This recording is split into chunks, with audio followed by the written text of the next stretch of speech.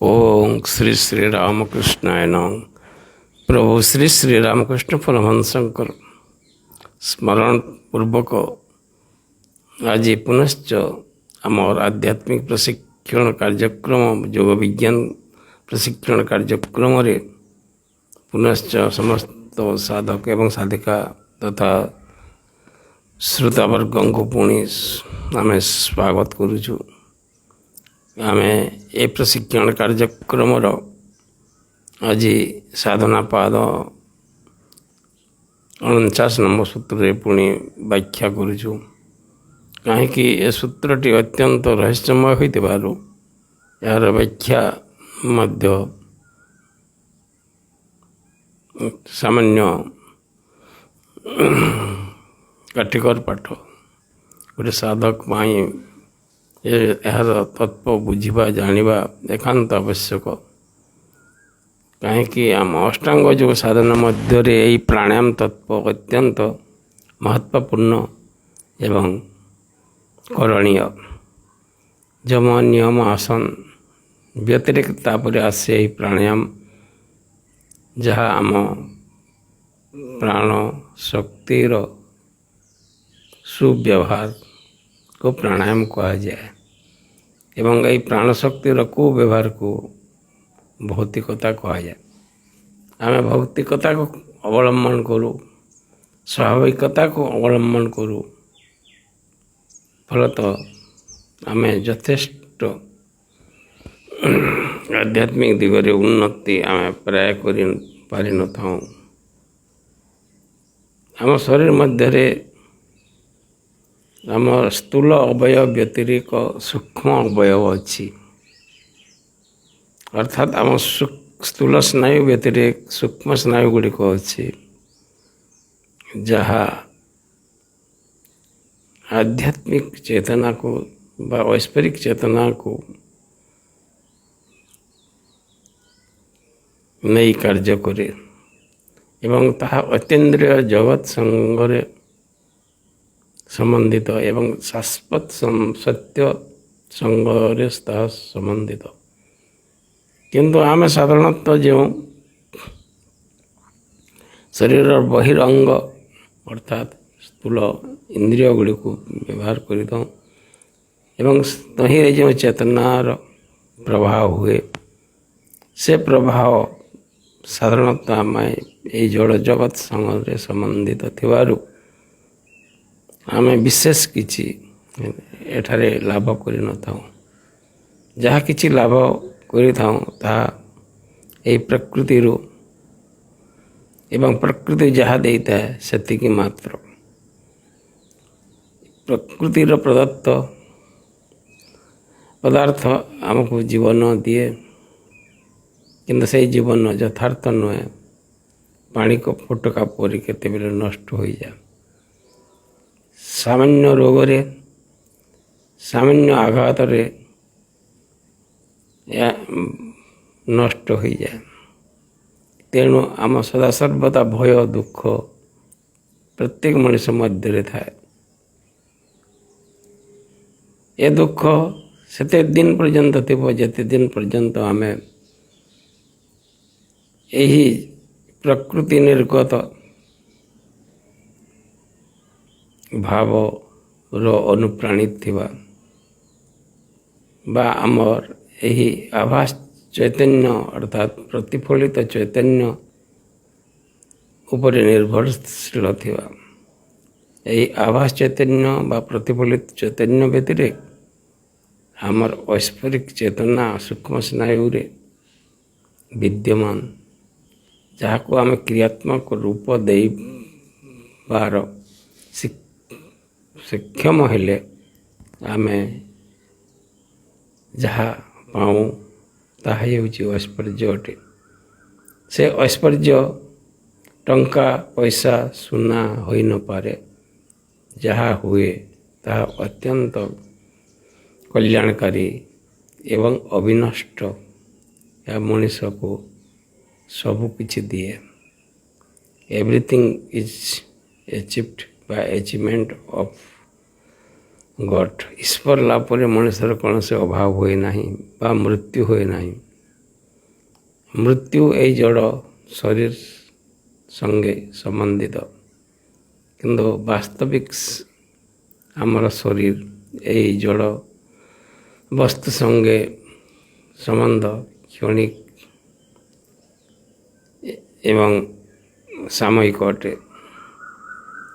ତେଣୁ ଆମକୁ ଏ ଭୌତିକ ଜୀବନର ସୁରକ୍ଷା ସଙ୍ଗେ ସଙ୍ଗେ ଆଧ୍ୟାତ୍ମିକ ଜଗତରେ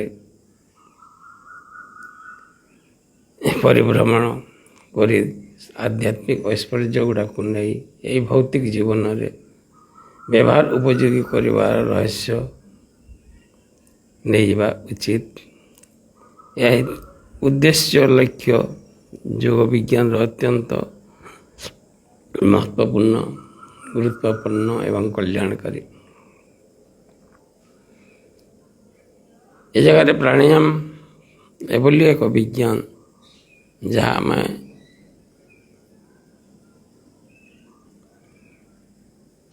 ରହସ୍ୟକର ଏବଂ ମୂଲ୍ୟବାନ ଅଟେ।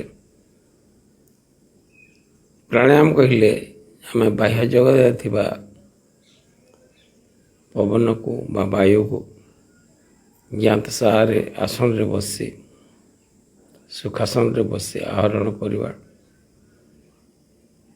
ଏବଂ ତାହାକୁ କିଛି ସମୟ ରଖିବା, ଯାହାକୁ କୁମ୍ଭ କୁହାଯାଏ। ନିଜ କୋଷ୍ଠ ମଧ୍ୟରେ କିଛି ସମୟ ରଖିବାକୁ କୁମ୍ଭ କୁହାଯାଏ ଏବଂ ଅନ୍ୟ ନାସାପୁଟରେ ତାକୁ ଛାଡ଼ିଦେବା ହେଉଛି ରେଚକ କୁହାଯାଏ। ଅର୍ଥାତ୍ ପୂରକ, କୁମ୍ଭକ ଏବଂ ରେଚକ ଏଭଳି ତିନୋଟି ପ୍ରକ୍ରିୟାରେ ଗୋଟିଏ ପ୍ରାଣାୟାମ କୁହାଯାଏ। ସେଭଳି ଆମେ ତାହା ଡାହାଣ ପଟରୁ ପୁନଶ୍ଚ ନେବା, କିଛି ସମୟ କୁମ୍ଭ କରିବା ଏବଂ ବାମ ପଟରେ ଛାଡ଼ିବା ଦ୍ୱିତୀୟ ପ୍ରାଣାୟାମ, ଏବଂ ତୃତୀୟ ପ୍ରାଣାୟାମ ପୁନଶ୍ଚ ଆଗ ବୋଲି ବାମ ପଟର ପୁଡ଼ାରେ ନେବା, କିଛି ସମୟ କୁମ୍ଭ କରିବା, ତାପରେ ତାକୁ ଡାହାଣ ପଟ ପୁଡ଼ାରେ ଛାଡ଼ିବା। ଏଭଳି ତିନୋଟି ଶ୍ୱାସକ୍ରିୟା ଜ୍ଞାତସାରରେ ଯଦି ଆମେ ଆମ ଶରୀର ମଧ୍ୟକୁ ବାହ୍ୟ ଜଗତର ବାୟୁକୁ ନେଉ ଏବଂ ଜ୍ଞାତସାରରେ ଛାଡ଼ୁ, ତାହା ହେଉଛି ପ୍ରାଣାୟାମ। ଜ୍ଞାତସାରରେ ଯେଉଁ ଶ୍ୱାସକ୍ରିୟା ଆମେ ଅଜ୍ଞାତସାରରେ ଯେଉଁ ଶ୍ୱାସକ୍ରିୟା ଆମେ ସମ୍ପାଦିତ କରିଥାଉ, ତାକୁ ଜ୍ଞାତସାରରେ କରିବା ହେଉଛି ପ୍ରାଣାୟାମ, ଯାହାର ଅତ୍ୟନ୍ତ ମହତ୍ତ୍ୱପୂର୍ଣ୍ଣ ଏବଂ ଗୁରୁତ୍ୱପୂର୍ଣ୍ଣ। ତାକୁ ଭଲ ଭାବରେ ଶିଖିବା, ଜାଣିବା, କାହିଁକିନା ଆମ ଶରୀର ମଧ୍ୟରେ ଅମ୍ଳଜାନର ଆବଶ୍ୟକ ଯଥେଷ୍ଟ ପଡ଼ିଥାଏ, ଯାହା ଆମ ଶକ୍ତି ଶରୀର ମଧ୍ୟରେ ଜୀବନୀ ଶକ୍ତି ଉତ୍ପାଦନରେ ଯଥେଷ୍ଟ ସାହାଯ୍ୟ କରିଥାଏ। ଆମ ମୁଖ୍ୟ ଉପାଦାନ ଆମର ଜୀବନ ବା ପ୍ରାଣ ଶକ୍ତିର ଜୀବନୀ ଶକ୍ତିର ଉତ୍ପାଦନ ପାଇଁ ଅମ୍ଳଜାନ, ତାପରେ ଆମ ଖାଦ୍ୟ ରସ, ତାପରେ ଜଳ, ଏହି ତିନୋଟି ବସ୍ତୁର ସମାହାରରେ ଜୀବନୀ ଶକ୍ତି ନିର୍ମିତ ହୁଏ ଏବଂ ଆମକୁ ତାହା ବଞ୍ଚାଇ ରଖେ। ଆମେ ଗୋଟିଏ ମୁହୂର୍ତ୍ତ ଯଦି ଅମ୍ଳଜାନ ନ ପାଉ, ଆମ ଶରୀର ମଧ୍ୟରେ ଜୀବନୀ ଶକ୍ତି ବିଲୁପ୍ତ ହୋଇଯାଏ, ତାପରେ ଶରୀରକୁ ମୃତ ଘୋଷଣା କରାଯାଏ। ତେଣୁ ଆମ ସଦାସର୍ବଦା ଏହି ତିନୋଟି ଉପାଦାନ ଉପରେ ସଚେତନ ହେବା। ଏ ଖାଦ୍ୟ, ତାପରେ ଜଳ, ତାପରେ ମହତ୍ତ୍ୱପୂର୍ଣ୍ଣ ହେଉଛି ଅମ୍ଳଜାନ, ବାୟୁମଣ୍ଡଳରେ ଥିବା ଅମ୍ଳଜାନ। ଏହି ତିନୋଟି ମଧ୍ୟରେ ଅମ୍ଳଜାନ ଅତ୍ୟନ୍ତ ମହତ୍ତ୍ୱପୂର୍ଣ୍ଣ ଏବଂ ଗୁରୁତ୍ୱପୂର୍ଣ୍ଣ, ଯାହାର ଅଭାବରେ ଆମେ ଅତ୍ୟନ୍ତ ଦୁର୍ବଳତାକୁ ଅନୁଭବ କରୁ, ଭୌତିକତାକୁ ଅନୁଭବ କରୁ। ଆମ ଶରୀର ମଧ୍ୟରେ ଯେତେବେଳେ ଯଥେଷ୍ଟ ପରିମାଣରେ ଅମ୍ଳଜାନ ଯେଉଁଟା ପ୍ରାବଲ୍ୟ ଘଟେ ସେତେବେଳେ ଅଧିକ ପରିମାଣରେ ଜୀବନ ଶକ୍ତି ଆମ ଶରୀର ମଧ୍ୟରେ ନିର୍ମିତ ହୁଏ ଏବଂ ନିର୍ମିତ ଶକ୍ତି ତ ଆମ ଶରୀର ମଧ୍ୟରେ ପ୍ରତ୍ୟେକ ଅଣୁକୁ ପରମାଣୁ ରୂପରେ ଭାଙ୍ଗି ବା ସହାୟତା କରେ ଏବଂ ଅଣୁଗୁଡ଼ିକ ଭାଙ୍ଗି ପରମାଣୁ ରୂପେ ରୂପାନ୍ତରିତ ହେଲେ ତେଜ ବା ଉର୍ଜା ବା ପ୍ରକାଶ ନାମକ ଏକ ଶକ୍ତିର ସୃଷ୍ଟି ହୁଏ, ଯାହାକି ଆମର ସୂକ୍ଷ୍ମ ନାଡ଼ି ବା ସୁଷୁମ୍ନା ନାଡ଼ି ମଧ୍ୟରେ ଗତିଶୀଳ ହୋଇ ଆମ ସୂକ୍ଷ୍ମ ନାଡ଼ିକୁ କ୍ରିୟାତ୍ମକ ରୂପ ଦିଏ ଏବଂ ଏହି ସୂକ୍ଷ୍ମ ନାଡ଼ି ଗୁଡ଼ିକ ଅତ୍ୟନ୍ତ ରହସ୍ୟମୟ, ଯାହାକି ଅତୀନ୍ଦ୍ରିୟ ଜଗତ ବା ଐଶ୍ୱରିକ ଜଗତ ବା ଆଧ୍ୟାତ୍ମିକ ଜଗତ ସଙ୍ଗେ ସମ୍ବନ୍ଧିତ। ତେଣୁ ଆଧ୍ୟାତ୍ମିକ ଜଗତର ବା ଐଶ୍ୱରିକ ଜଗତର ସମସ୍ତ ରହସ୍ୟ ଏହି ସୂକ୍ଷ୍ମ ନାଡ଼ି ମାଧ୍ୟମରେ ଯୋଗୀମାନେ ଆହରଣ କରିଥାନ୍ତି। ସଂସାରର ସମସ୍ତ ଶକ୍ତି ଆମେ ଯାହା ଦେଖୁ ମହତ୍ କିଛି ଦେଖୁ, ଏ ସଂସାରରେ ମଣିଷମାନେ ଯାହା ଯାହା ମହତ୍ କିଛି ପ୍ରଦର୍ଶନ କରିଛନ୍ତି, ମହତ୍ କିଛି ବିଲକ୍ଷଣ ପ୍ରଦର୍ଶନ ଯାହା ବି କରିଛନ୍ତି ବା ଭବିଷ୍ୟତରେ ଯାହା କରିବେ, ତାହା ହେଉଛି ଏହି ସୂକ୍ଷ୍ମ ନାଡ଼ୀର କ୍ରିୟା ଅଟେ। ଭୌତିକ ସ୍ତରର ବ୍ୟକ୍ତିମାନେ ଭୌତିକ ସ୍ତରରେ ଯାହା କରିଛନ୍ତି ଏବଂ ପ୍ରଦର୍ଶନ କରିଛନ୍ତି ତାହା ଯଥେଷ୍ଟ ନୁହେଁ, କାରଣ ଏ ଜଡ଼ବସ୍ତୁ ସଙ୍ଗରେ ସେମାନଙ୍କର ସମ୍ବନ୍ଧିତ, ବସ୍ତୁର ପରିଣାମ କ୍ରିୟା ସଙ୍ଗେ ସମ୍ବନ୍ଧିତ, କିନ୍ତୁ କୌଣସି ଶାଶ୍ୱତ ଐଶ୍ୱର୍ଯ୍ୟ ବା ବିଲକ୍ଷଣ ସଙ୍ଗେ ସେମାନେ ସମ୍ବନ୍ଧିତ ନୁହନ୍ତି। ଏହିସବୁ କାରଣରୁ ଆମେ ଆଧ୍ୟାତ୍ମିକ ସାଧନାକୁ ଯଥେଷ୍ଟ ପରିମାଣରେ ଗୁରୁତ୍ୱ ଦେଇଥାଉ ଏବଂ ପ୍ରତ୍ୟେକ ମାନବ ସନ୍ତାନ ନିଜର ମା ଗର୍ଭରୁ ଜାତ ହୋଇଛି ଏବଂ ତାର ଲକ୍ଷ୍ୟ ଏବଂ ଆଦର୍ଶ ଈଶ୍ୱର ଲାଭ ବ୍ୟତିରେକ ଅନ୍ୟ କିଛି ହୋଇନପାରେ। ଆମ ପ୍ରାଚୀନ କାଳର ମହର୍ଷିମାନେ ଏହାକୁ ପ୍ରମାଣ କରିଛନ୍ତି। ମଣିଷ ସଂସାରକୁ ଆସି ସମ୍ରାଟ ହେବା ପାଇଁ ଆସିନାହିଁ, ଈଶ୍ୱରତ୍ଵ ଲାଭ ପାଇଁ ଆସିଛି। ନିଜ ଶରୀର ମଧ୍ୟରେ ଦିବ୍ୟ ଶରୀରକୁ କ୍ରିୟାତ୍ମକ ରୂପ ଦେବା ପାଇଁ ଆସିଛି। ତୁମେ ଗରିବ ହେଲେ ଦୁଃଖ କରିବାର ଆବଶ୍ୟକତା ନାହିଁ, କାହିଁକି ତମ ଦରିଦ୍ର ଶରୀରର ଅନ୍ତରାଳରେ ଏକ ଶରୀର ଅଛି ଯାହା ଅତ୍ୟନ୍ତ ଐଶ୍ୱର୍ଯ୍ୟବନ୍ତ। ଆମେ ଯେତେବେଳେ ସେହି ଐଶ୍ୱର୍ଯ୍ୟବନ୍ତ ଶରୀରକୁ କ୍ରିୟାତ୍ମକ ରୂପ ଦେଇପାରିବା, ଆଉ ଏହି ଦାରିଦ୍ର୍ୟତାର ବୋଧ ରହିବ ନାହିଁ। ଆମେ ଯେତେବେଳେ ସେହି ଐଶ୍ୱର୍ଯ୍ୟମୟ ଶରୀରକୁ କ୍ରିୟାତ୍ମକ ରୂପ ଦେଇପାରିବା, ସେତେବେଳେ ଭୟର, ଦୁଃଖର, ଅଶାନ୍ତିର ବୋଧ ଆଉ ରହିବ ନାହିଁ। ଏହା ରହସ୍ୟମୟ କଥା ଏବଂ ଅସମ୍ଭବ କଥା ବୋଲି ସମସ୍ତେ କହିପାରନ୍ତି।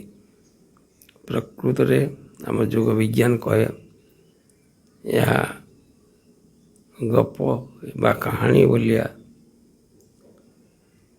କଳ୍ପିତ ବିଷୟ ନୁହେଁ, କାହିଁକି ନା ଆମର ଅନେକ ପ୍ରାପ୍ତ ପୁରୁଷ ବା ଯୋଗୀ ଏହାକୁ ପ୍ରମାଣ କରି ଦେଖାଇ ଦେଇଛନ୍ତି। ତେଣୁ ଆମ ଜୀବନର ଲକ୍ଷ୍ୟ ଯଦି ଆଧ୍ୟାତ୍ମିକ ଭାବପନ୍ନ ହେବାର, ଜୀବନର ଲକ୍ଷ୍ୟ ହେଉଛି ଈଶ୍ୱରଙ୍କ ପ୍ରତି ପ୍ରେମ, ଜୀବନର ଲକ୍ଷ୍ୟ ଯଦି ସାଧୁତା, ଜୀବନର ଲକ୍ଷ୍ୟ ଯଦି ଶକ୍ତି, ଜୀବନର ଲକ୍ଷ୍ୟ ଯଦି ଅମରତା, ଜୀବନର ଲକ୍ଷ୍ୟ ଯଦି କୈବଲ୍ୟ, ତାହେଲେ ଆମକୁ ଯଥାର୍ଥ ଶିକ୍ଷା ଯଥାର୍ଥ ସାଧନା କରିବାକୁ ପଡ଼ିବ। ଏଥିପାଇଁ ଅନେକ ପ୍ରକାର ବାଧା ଅନେକ ପ୍ରକାର କଷ୍ଟ ଆସିପାରେ ଏବଂ ଏହି ବାଧା ଏବଂ କଷ୍ଟକୁ ଯେଉଁମାନେ ଅସହ୍ୟ ମନେ କରନ୍ତି ସେମାନେ ଭୌତିକ ସୁଖ ଆଡ଼େ ଯାଆନ୍ତୁ, ଆମର ମନା କରିବାର ନାହିଁ। କାହିଁ ମଣିଷ ସ୍ୱାଧୀନ ଏବଂ କାହାରି ସ୍ୱାଧୀନତାକୁ ଭଗ୍ନ ଆମର ସତ୍ୟ କେବେ କରେ ନାହିଁ। ସତ୍ୟ ସଦାସର୍ବଦା ମଣିଷକୁ ସ୍ୱାଧୀନତା ଦିଏ। ଆଜି ପର୍ଯ୍ୟନ୍ତ ଯୁଗ ବିଜ୍ଞାନ କାହାରି ବିପକ୍ଷରେ ଗୋଟିଏ ପଦବୀ କେଉଁ ସୂତ୍ରରେ କହିନାହିଁ। ତାର କାରଣ ହେଉଛି ମଣିଷ ବାଧାପ୍ରାପ୍ତ ହେଉ, କଷ୍ଟ ପାଉ, ଦୁଃଖ ପାଉ ଏବଂ ପ୍ରକୃତି କଷ୍ଟ ଦିଏ, ଦୁଃଖ ଦିଏ, ରୋଗଗ୍ରସ୍ତ କରିଦିଏ। ଏହାର କାରଣ ମଣିଷକୁ ସେ ପ୍ରକୃତି ମାତା ସଚେତନ କରେ ଯେ ଯେଉଁ ଉଦ୍ଦେଶ୍ୟରେ ତୋର ମାତା ତୋତେ ଜନ୍ମ ଦେଇଛି ସେ ଉଦ୍ଦେଶ୍ୟ ତୁ ସମ୍ପାଦନ କରୁନାହୁଁ। ତେଣୁ ତୋର ଏତେ ପରିମାଣରେ ରୋଗ, ଏତେ ପରିମାଣରେ ବ୍ୟାଧି, ଏତେ ପରିମାଣରେ ଅଶାନ୍ତି, ଏତେ ପରିମାଣରେ କ୍ଲେଶ ତୋତେ ଭୋଗ କରିବାକୁ ପଡ଼ୁଛି। ଏହା ହେଉଛି ଯୋଗ ବିଜ୍ଞାନ। ଆମେ ଯାହାକୁ ଉନ୍ନତ କହୁଁ ପ୍ରକୃତିରେ ସେ ଉନ୍ନତ ନୁହେଁ। କାହିଁକି ନା ସେ ସଦାସର୍ବଦା ନିଜର ଅହଂ ଉପରେ ନିର୍ଭରଶୀଳ, ଅର୍ଥାତ୍ ନିଜର ଅବାସ୍ତବ ସ୍ୱରୂପ ଚେତନା ଉପରେ ନିର୍ଭରଶୀଳ ଏବଂ ଅବାସ୍ତବ ଚେତନା ହେଉଛି ଦୁଃଖର ଘର, ଅଶାନ୍ତିରେ ଘର, ବ୍ୟାଧିରେ ଘର, ଅତୃପ୍ତିରେ ଘର, ହିଂସାର ଘର, ଗର୍ବର ଘର। ତେଣୁ ସଚେତନ ରୁହ। ଆମର ଅନ୍ତର୍ନିହିତ ଐଶ୍ୱରିକ ଚେତନା, ଆମର ଅନ୍ତର୍ନିହିତ ଐଶ୍ୱରିକ ସ୍ୱରୂପ ଆମ ସମସ୍ତଙ୍କର ଅଛି। ମୁଁ ଗରିବ ହେଲେ ମଧ୍ୟ ମୋର ଅଛି, ଆଉ ଜଣେ ଧନୀ ହେଲେ ମଧ୍ୟ ତାହାର ଅଛି, ଜଣେ ସୁନ୍ଦର ହେଲେ ମଧ୍ୟ ତାହାର ଭିତରେ ଅନନ୍ତ ଐଶ୍ୱର୍ଯ୍ୟ ସ୍ୱରୂପ, ଅନନ୍ତ ଐଶ୍ୱର୍ଯ୍ୟ ନିର୍ମିତ ସ୍ୱରୂପ ଅଛି। ତେଣୁ ହତୋତ୍ସାହ ହେବା ଉଚିତ ନୁହେଁ। ଯୋଗ ବିଜ୍ଞାନ, ବାସ୍ତବ ବିଜ୍ଞାନ, ଏ ବିଜ୍ଞାନ ଆମର ଏହି ଦୁର୍ବଳ ଶରୀର ଅନ୍ତରାଳରେ ଆମର ସେଇ ସୁନ୍ଦର ବିଲକ୍ଷଣ ଯୁକ୍ତ ତେଜିଆନ ମହାଶକ୍ତିଶାଳୀ ଏବଂ ମହା ଐଶ୍ୱର୍ଯ୍ୟ ଯୁକ୍ତ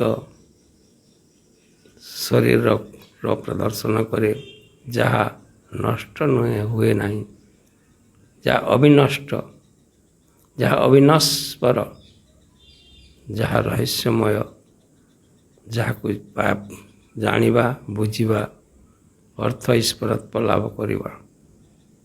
ଏହି ଐଶ୍ୱରିକ ଚେତନା ହିଁ ଈଶ୍ୱର ଅଟନ୍ତି ଏବଂ ତାହା ହିଁ ଆମ ଯଥାର୍ଥ ସ୍ୱରୂପ। ଅତଏବ ଆମର ଠାରୁ ଭାଗ୍ୟବାନ ଅନ୍ୟ କେହି ହୋଇନପାରେ। କିନ୍ତୁ ଯଥାର୍ଥ ଶିକ୍ଷା ଏବଂ ସାଧନାରୁ ଆମେ ହତଶ୍ରୀ, ଜନ୍ମ ମରଣ କ୍ଲେଶ ଭୋଗ କରୁଥିବା ସାଧାରଣ ଜୀବ ମାତ୍ର, କୀଟ ପତଙ୍ଗ ଠାରୁ ମଧ୍ୟ ଉନ୍ନତ ବୋଲି କହିବା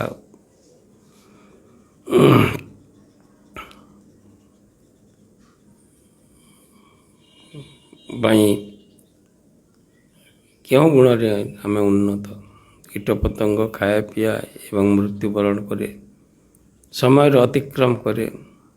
ତାର ନା ଶିକ୍ଷା ଅଛି, ନା ସାଧନା ଅଛି,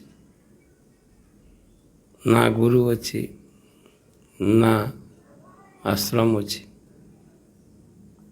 ମଣିଷ ଯେତେବେଳେ ମଣିଷ ନିଜର ଲକ୍ଷ୍ୟ, ନିଜର ଆଦର୍ଶ ସର୍ବୋତ୍ତମ ହେବା ଉଚିତ।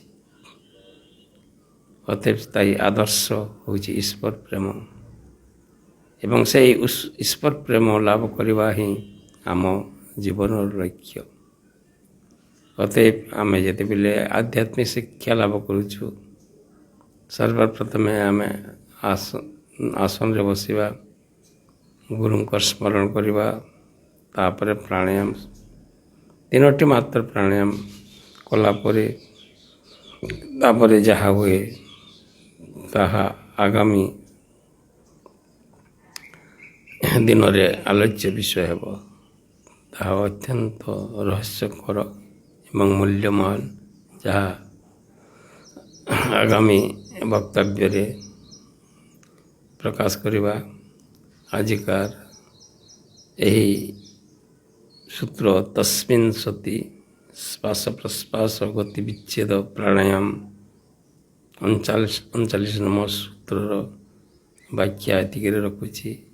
ଓଁ ଶ୍ରୀ ଶ୍ରୀ ରାମ କୃଷ୍ଣାୟ ନମଃ।